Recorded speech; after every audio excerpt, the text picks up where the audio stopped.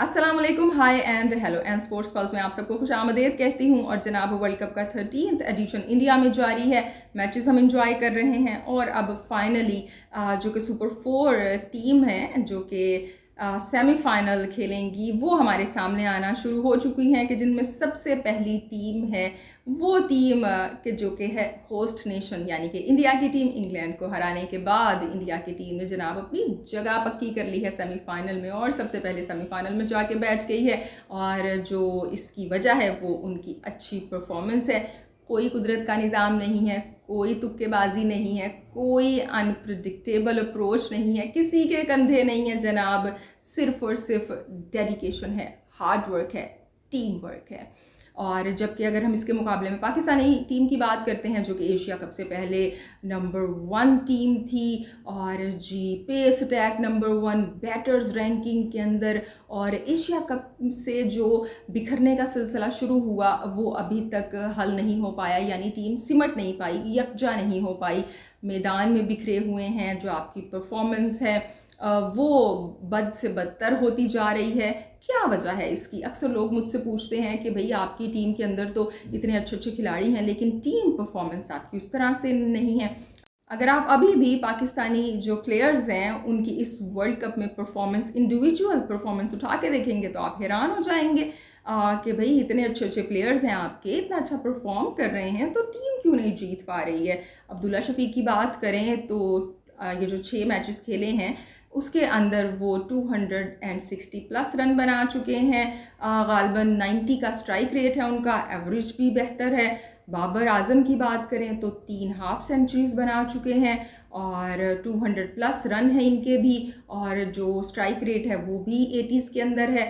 मोहम्मद रिजवान को हम देखते हैं, उनकी बात करते हैं तो 1 सेंचुरी है, 3 हाफ सेंचुरी है, 300 प्लस रन बना चुके हैं। लेकिन उसके बावजूद टीम जो है उसके रिज़ल्ट अच्छे नहीं आ रहे हैं। इसी तरह से इमाम के जिनके लिए पर्ची पर्ची के नारे आप लोग लगाते रहते हैं, बिल्कुल जी आप लोग लगाते हैं, आप उनके रिकॉर्ड्स तो चेक करें ज़रा। 200 रन उनके बनने वाले हैं, स्ट्राइक रेट भी बड़ा अच्छा है, एवरेज भी बड़ी अच्छी है। सो ये क्या मसला है कि पाकिस्तानी टीम नहीं जीत पा रही है? इसका मसला जनाब ये है कि ये जो सब की सब परफॉर्मेंसेज हैं ये इंडिविजुअल हैं, ये टीम के लिए नहीं है। अब्दुल्ला शफी ने बिल्कुल बड़ा अच्छा खेला है, सेंचुरी भी बनाई है, हाफ सेंचुरी भी बनाई है, लेकिन वो या तो 70 के स्ट्राइक रेट से बनाई है, 80 के स्ट्राइक रेट से बनाई है, अपने लिए बनाई है। टीम के लिए जो उनकी जीत थी वो श्रीलंका में आई थी, वो परफॉर्मेंस थी रिजवान की, अब्दुल्ला शफी की, कि जिसमें उनको अप्रिशिएट किया जा सकता है। इसके अलावा अगर आप बाबर आजम की भी देख लें तो वो जो उनकी तीनों की तीनों हाफ सेंचुरीज आई हैं वो उन मैचेस में आई हैं जो कि पाकिस्तानी टीम हार गई। मोहम्मद रिजवान का भी यही हाल है। सो इसकी वजह ये है कि टीम जीते या हारे, ये जो परफॉर्मेंसेस हैं, ये जो आपकी सीवी है ना उसको अच्छा कर रही हैं। ये जो आपके एजेंट्स हैं इनके काम को आसान कर रही हैं, यानी आपके एजेंट्स जो हैं इनके वो जाते हैं और वो दिखाते हैं कि ये देखें जनाब, स्ट्राइक रेट चेक करें आप बंदे की, आप इसके रन तो देखें किसने बनाए हैं, आप शाहीन के विकेट्स तो देखिए, 13 विकेट्स ले चुके हैं, लेकिन क्या हुआ, टीम हार रही है। तो लीग्स के अंदर कौन देखता है टीम को? वहाँ पे तो आपको इसी तरह की क्विक परफॉर्मेंसेस चाहिए होती हैं। तो जी एजेंट्स का काम चल रहा है, प्लेयर्स का काम चल रहा है, टीम तो फिर वो एक वर्ड है मैं यूज़ नहीं करना चाह रही, टीम जाए फिर, तो जी वही हो रहा है हमारी टीम के साथ भी।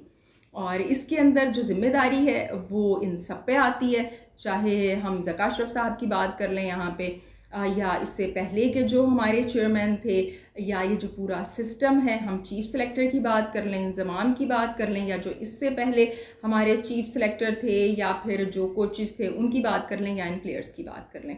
अब आजकल एक बात बड़ी ज़बान ज़द-ए-आम हो चुकी है, तो मैंने कहा मैं भी खुल के आपसे बात कर लूँ, क्योंकि ये वो बात है कि जब मैंने पहली दफ़ा एशिया कप के दौरान टीवी पर एक प्रोग्राम में की थी, मैंने ये बात इंज़माम उल हक के लिए की थी कि इंज़माम उल हक और जो ये प्लेयर हैं ये एक ही कंपनी के अंडर आते हैं, यानी एक ही कंपनी के एजेंट्स हैं जो कि इनको डील करते हैं। सो कॉन्फ्लिक्ट ऑफ इंटरेस्ट है, और इसीलिए इंज़माम का ये कहना था कि एनओसी प्लेयर्स को मैं दूंगा, यानी आपका चीफ सेलेक्टर ये कह रहा है कि एनओसी तो मैं इशू करूंगा। क्योंकि आप एक ही कंपनी के अंडर हैं, सो ऑफ कोर्स इंटरेस्ट है, तो उनके हाथ में अगर एनओसी जारी करना भी आ जाएगा तो फिर तो एजेंट्स का काम और आसान हो जाएगा। सो जब मैंने टीवी पर ये बात की थी तो एक साबिक पाकिस्तानी टेस्ट क्रिकेटर हैं, वो मुझसे नाराज़ भी हो गए थे और मुझे कुछ बातें भी सुननी पड़ी थी कि आपने ऐसा कैसे कह दिया हमारे चीफ सेलेक्टर के लिए। लेकिन अब जो है फाइनली वो हकीकत सबके सामने आ गई है, क्योंकि सच को आप ज़्यादा देर तक छुपा के नहीं रख सकते। और ये जो सच सामने आया है ना, इसके पीछे भी बड़ी कहानी है, लेकिन उन कहानियों को छोड़ते हैं, अभी सच की बात कर लेते हैं हम। सो जी, ये जितने हमारे प्लेयर्स हैं, साया कॉरपोरेशन है उसके अंडर ये आते हैं, उनके एजेंट्स इनको डील करते हैं।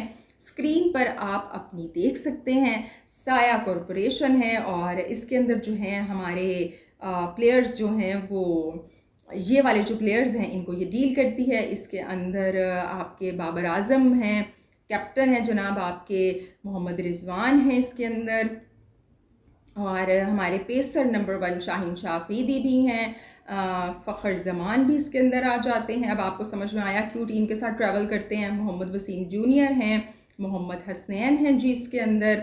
इसके अलावा ये साउथ अफ्रीका के प्लेयर हैं वेंडर डूसन, इनको भी यही डील करते हैं।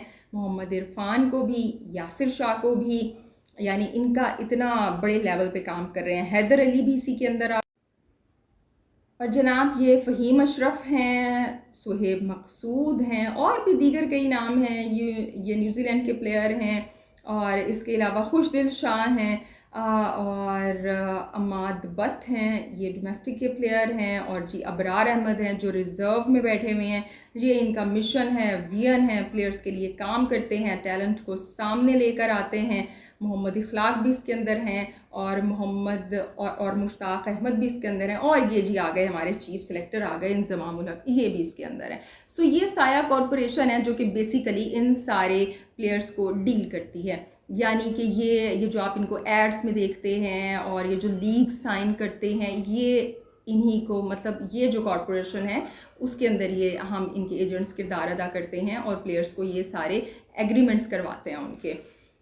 सो जी यहाँ तक तो बात ठीक है। अब ये तो ज़माना इस तरह का है कि आप ऑफ कोर्स किसी कॉरपोरेशन के अंडर काम करेंगे, लेकिन अब मसला क्या है? मसला जनाब ये है कि ये बात जो है ना काफ़ी आगे बढ़ चुकी है। सो जी ये देखा आपने कि इंज़मामुल हक जो हैं हमारे चीफ सेलेक्टर, उसको भी वही एजेंट्स डील कर रहे हैं उसी कंपनी के अंदर जो कि आपके बाकी खिलाड़ियों को कर रहे हैं। यानी हमारी टीम के अंदर 7 से 8 खिलाड़ी ऐसे हैं जो कि इस वक्त इस कॉरपोरेशन के तहत काम कर रहे हैं, यानी उनके एजेंट्स ये हैं। सो अब कॉन्फ्लिक्ट ऑफ इंटरेस्ट तो आएगा। चलें यहाँ तक बात भी थी तो ठीक है। अब एक और नई खबर सामने आ गई है, ये देखें जी, आप अपनी स्क्रीन पर देखिए। अभी ये जो हमारी स्क्रीन है इस वक्त, इस पर आप देख सकते हैं जी याज़ो इंटरनेशनल लिमिटेड ये कंपनी है। अब इसके अंदर नाम देखें आप, ये जनाब इंज़मामुल हक के भाई हैं सबसे पहले, फिर ये इंज़मामुल हक आ जाते हैं यहाँ पे। और ये जो तलहा का नाम आप देख रहे हैं, रहमानी तलहा, ये साया कॉरपोरेशन के डायरेक्टर हैं जो कि इस कंपनी के डायरेक्टर हैं। और मोहम्मद रिजवान भी हैं इसके अंदर। यानी कि ये सब मिलकर, ये चारों मिलकर अपना बिजनेस कर रहे हैं। अब साया कॉरपोरेशन कह रही है तो क्या हो गया, दुनिया में बाकी जो एथलीट्स हैं वो भी अपने मैनेजर्स के साथ बिजनेस करते हैं, what a big deal in it. So मसला ये है कि वो जिन एथलीट्स का बता रहे हैं वो इंडिविजुअल गेम है। अगर आप सरीना विलियम की यहाँ पे बात कर रहे हैं या टेनिस प्लेयर्स की बात कर रहे हैं, सो वो एक इंडिविजुअल गेम है। आप यहाँ पे टीम गेम की बात कर रहे हैं। सो जब आप टीम गेम की बात करते हैं, डील करने का तरीक़ाकार अलग हो जाता है। जब आपका चीफ सेलेक्टर अपने भाई के साथ और उस भाई के साथ कि जिसका बेटा इमामुल हक है उसके साथ बिज़नेस कर रहा है, साया कॉरपोरेशन के जो डायरेक्टर हैं उनके साथ, और उसके अंदर मोहम्मद रिजवान भी उसके साथ हैं, तो क्या ये इतनी ही सीधी बात है? और उसके ऊपर इंज़मामुल हक ये कि बजाय वो ये कहें वो इस बिज़नेस से अलहदगी इख्तियार करें या कोई डिफेंसिव इंसान स्टेटमेंट देता है, बात सामने ये आई है कि उन्होंने तो जनाब तड़ी लगा दी है। तड़ी समझते हैं ना आप, थ्रेटन किया है, धमकी दी है कि आप अकाउंटेबिलिटी मेरे लिए आप अकाउंटेबिलिटी नहीं कर सकते हैं, मेरे ख़िलाफ़ आप कुछ नहीं कर सकते, और अगर मुझे फायर किया गया कॉन्ट्रैक्ट से पहले तो एग्रीमेंट के मुताबिक 6 माह की सैलरी यानी कि 1.5 करोड़ रुपए पीसीबी उन्हें देगा। यानी कि शर्म अफसोस कुछ नहीं है, पैसा पैसा पैसा और सिर्फ पैसा है। पैसे के लालची लोग हैं ये, इनको सिर्फ पैसा चाहिए। टीम के साथ क्या हो रहा है, टीम जीत रही है, टीम हार रही है, क्या प्लेयर्स का स्ट्राइक रेट है। अब आपको समझ में आया कि जो हमारे पहले के जो कोचेस थे उनको स्ट्राइक रेट क्यों दिखाई नहीं देते थे, वो इंटेंट की बात क्यों करते थे, इनकी गलतियों पर खामियां, इनकी जो खामियां थी, जो गलतियां थी, उनके ऊपर पर्दा क्यों डालते थे। नजम सेठी ने इनको क्या हटा दिया। अफगानिस्तान के खिलाफ T20 सीरीज़ से पूरी कंपेन चल जाती है जनाब। शादाब जो हैं वो उल्टा जब आप सीरीज़ हार जाते हैं, आके जो नए वो लड़के हैं उनको बंदूक के सामने वो रख देते हैं कि अब आपको याद आ रहे हैं बाबर और रिजवान। ये एटीट्यूड है आपके कैप्टन का जो कि अपनी टीम को सामने कर रहा है, बजाय ये कि आप उन्हें डिफेंड करें।